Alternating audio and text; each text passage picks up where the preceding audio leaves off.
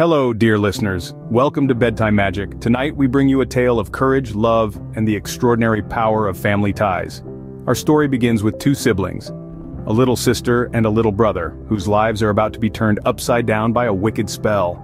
This is not just any ordinary story, but a journey deep into the heart of an enchanted forest, filled with magic, mystery, and a whole lot of adventure. So grab your blankets, snuggle in, and let us journey together into a world not too different from ours. In a world not too different from ours, nestled in the heart of an enchanted forest, lived the little sister and little brother. Their story, dear listeners, is a tale of courage, love, and the extraordinary power of family ties. Little brother took his little sister by the hand and said, "Since our mother died, we have not had a single good hour. Our stepmother beats us every day, and whenever we come near her, she kicks us away with her feet. Hard, leftover crusts of bread are our food. The little dog under the table is better off, for she often throws it a good morsel. God have mercy if our mother were to know about this. Come, let us go away together into the wide world." They walked the whole day over meadows, fields, and stones. And when it rained, the little sister said, "God and our hearts are crying together."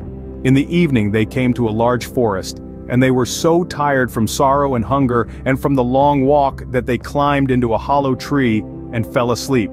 The next day, when they awoke, the sun was already high in the sky and shone hotly down into the tree.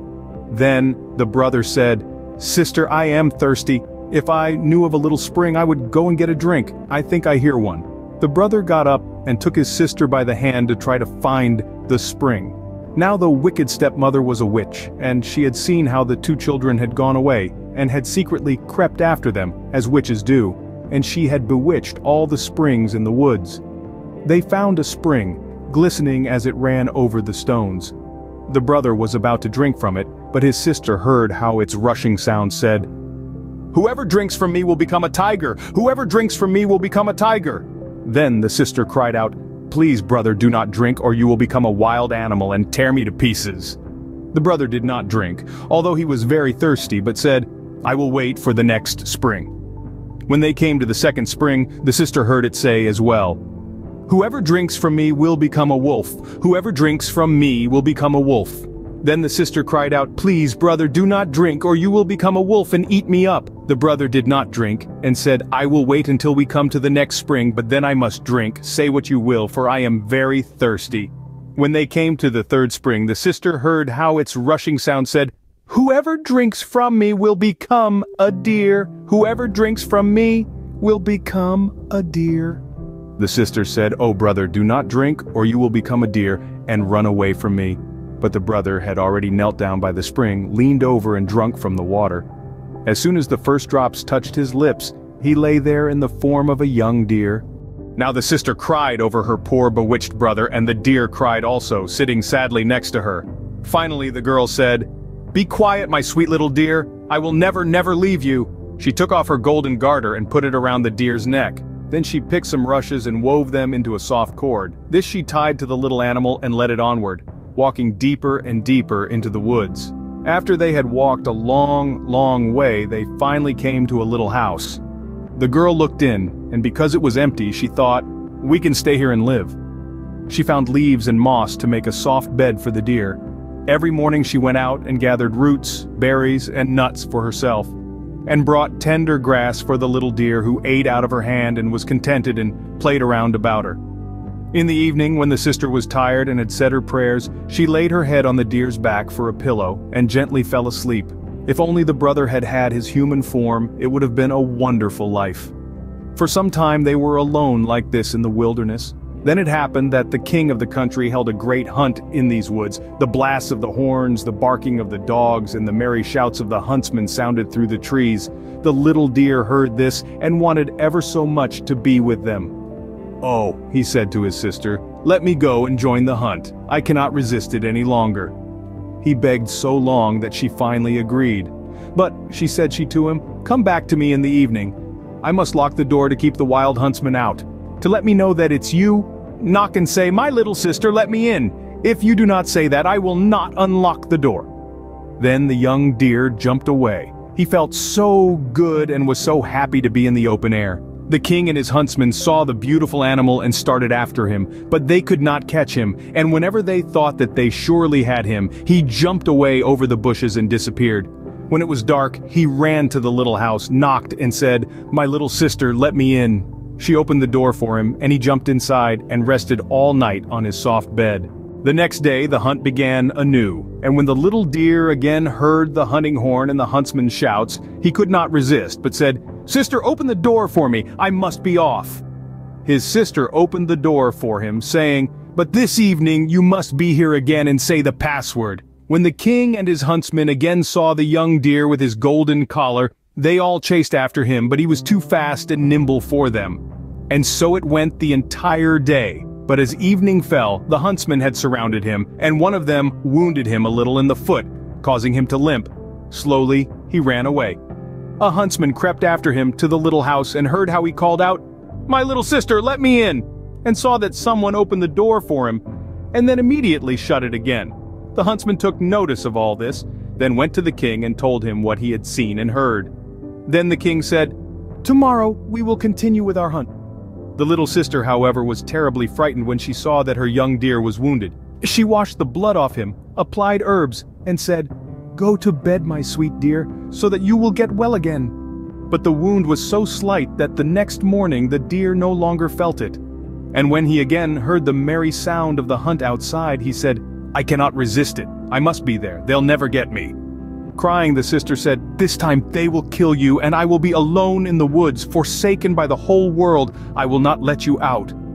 "Then I will die here from grief," answered the deer. "When I hear the hunting horn, I feel that I have to jump out of my shoes." Then the sister could not help herself, and with a heavy heart, she unlocked the door for him. The deer vigorously and joyfully bounded off into the woods.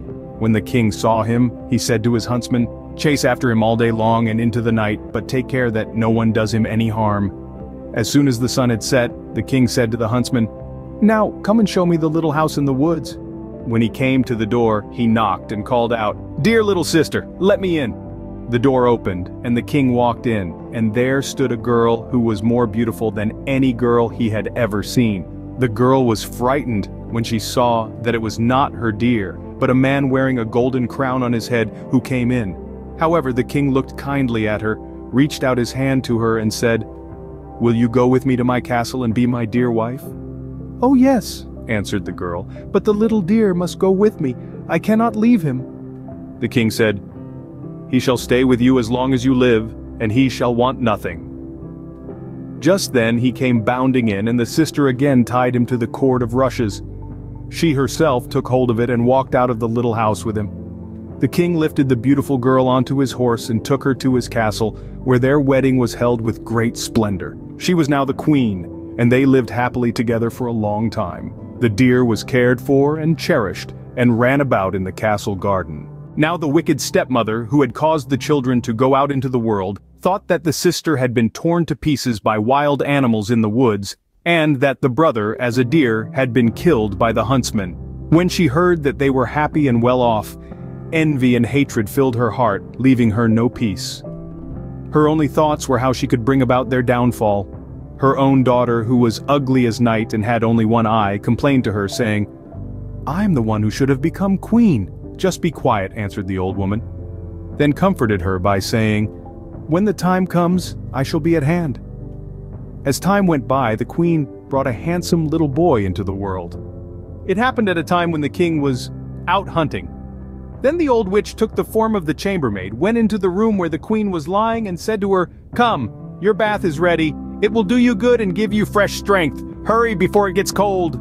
The witch's daughter was also nearby. They carried the weak queen into the bathroom and put her into the tub. Then they locked the door shut and ran away. Now they had made a fire of such hellish heat in the bathroom that the beautiful young queen soon suffocated. When this was done, the old woman took her daughter, put a nightcap on her head, and laid her in the queen's bed. Furthermore, she gave her the form and appearance of the queen, but she could not replace the lost eye. So that the king would not notice it, the witch's daughter was to lie on the side where she had no eye. In the evening, when the king came home and heard that he had a little son, he was delighted. He was about to go to his dear wife's bed to see how she was, when the old woman quickly called out, "You must leave the curtains closed. The queen is not yet permitted to look into the light, and she must have her rest." The king went away, not knowing that a false queen was lying there in her bed. At midnight, when everyone was asleep, the nurse who was sitting in the nursery by the cradle, and who was the only one still awake, saw the door open and the true queen walk in. She took the child from the cradle, laid him on her arm, and nursed him.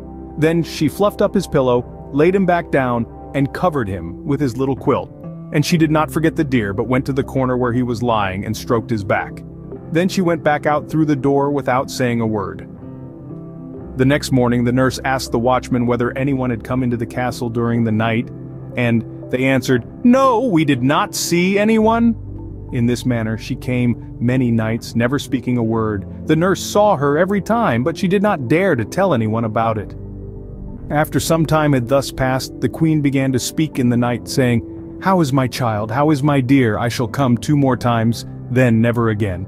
The nurse did not answer her, but when the queen had disappeared again, she went to the king and told him everything. The king said, "Good heaven, what is this? Tomorrow night I will keep watch by the child." That evening he went into the nursery, and at midnight the queen again appeared and said, "How is my child? How is my dear? I shall come 1 more time, then never again." She nursed the child as she had done before, and then disappeared. The king did not dare to speak to her, but on the following night he kept watch again. Once again she said, "How is my child? How is my dear? I come this 1 time, then never again." Now the king could not restrain himself. He jumped towards her, saying, "You can only be my dear wife." She answered, "Yes, I am your dear wife." And in that moment, by the grace of God, she came back to life, fresh, vibrant, and healthy. She told the king about the crime that the wicked witch and her daughter had committed against her. The king ordered both to be brought before the court, and a judgment was pronounced against them. The daughter was led into the woods where she was torn to pieces by wild animals, and the witch was thrown into a fire where she miserably burned to death. And as soon as she had burned to ashes, the deer was transformed, and he received his human form again. And the sister and the brother lived happily together until they died. And as we bid adieu to little sister and little brother, let their story lull you into a peaceful slumber, filling your dreams with tales of courage, love, and the magic of family ties. Sweet dreams, dear listeners, until we meet again in the heart of another story.